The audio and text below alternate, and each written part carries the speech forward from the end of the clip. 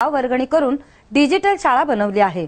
त्या शाळेचे उद्घाटन 27 फेब्रुवारीला मोठ्या थाटामाटात करण्यात आले। यावेळी ग्रामस्थ, महिला, शालेय विद्यार्थी उपस्थित होते। तसेच उपस्थित मान्यवरांनी शिक्षक, ग्रामस्थ, शालेय शिक्षण समिती उपक्रमाचे कौतुक केले व उगवला तारा तिमिरा हिरा, गरजा शिवाजी राजा व स्वागत गीत या गीताने शालेय विद्यार्थ्यांनी कार्यक्रमाची सुरुवात केली। मुरबाड तालुक्यात संपूर्ण डिजिटल शाळा बनवण्याचा मान असोसे स्कूलला प्राप्त झाला आहे। रस्ता, पाणी, शौचालयाची असुविधा असलेला दुर्गम भागातील असोसे शाळेतील विद्यार्थी संगीत, भजन, गायनात अत्यंत हुशार असून शाळेची शैक्षणिक प्रगती चांगली आहे। आपल्या गावाची शाळा डिजिटल बनवण्यासाठी असोसे गावातील संपूर्ण महिलांनी पुढाकार घेतला असून लोकवर्गणी काढून शाळा डिजिटल बनवली आहे। शाळा डिजिटल बनवण्यासाठी मान्यवर लोकसेवकांनी मदत केली आहे। त्यामुळे आम्हाला आमच्या शाळेतून जगातील घडामोडी पाहू शकतो, ईमेल पाठवू शकतो। आम्हाला प्रचंड आनंद झाल्याच्या भावना चिमुकल्या विद्यार्थ्यांनी व्यक्त करून आपल्या प्रतिक्रिया आमच्या प्रतिनिधीला दिल्या।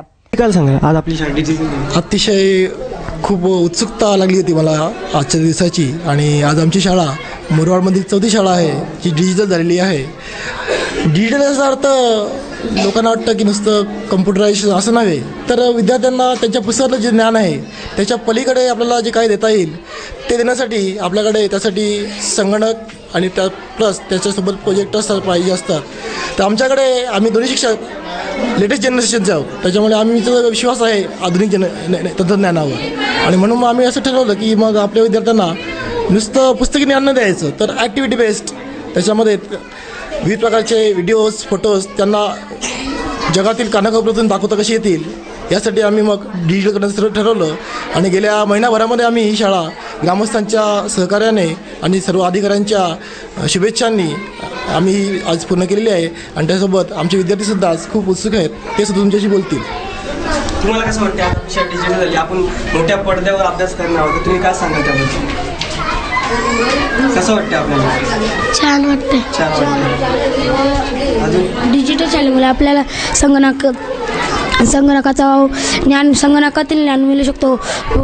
संगणकातील ज्ञान मिळून कोणत्याही नेत्याची माहिती बघू शकतो, ईमेल पाठवू शकतो, चित्र काढू शकतो, चित्र कोणालाही पाठवू शकतो। कुणाकडून चित्र आले तर ते आपण ईमेल संगणकावर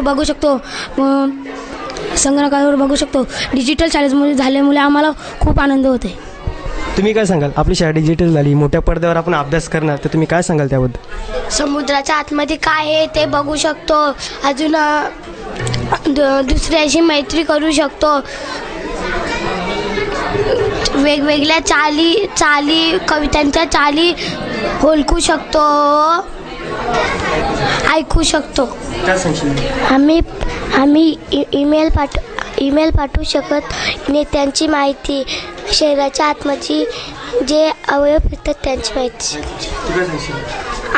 आमची शाळा डिजिटल झाल्यामुळे आम्हाला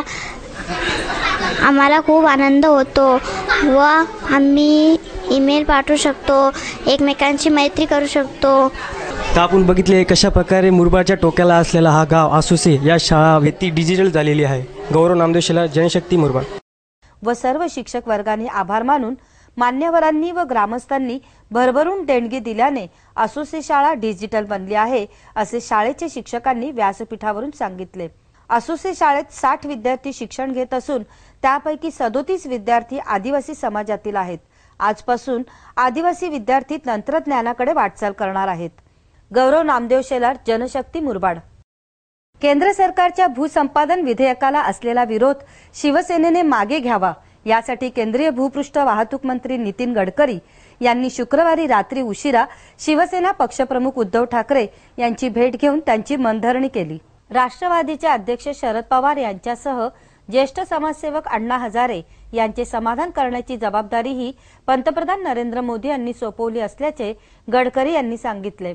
भूसंपादन विधेयक मार्गी लावण्याकरता पंतप्रधान मोदी यांनी लोकसभा अधिवेशनाच्या तोंडावर बारामतीत येऊन पायधूळ झाडली व शरद पवार यांच्यावर स्तुती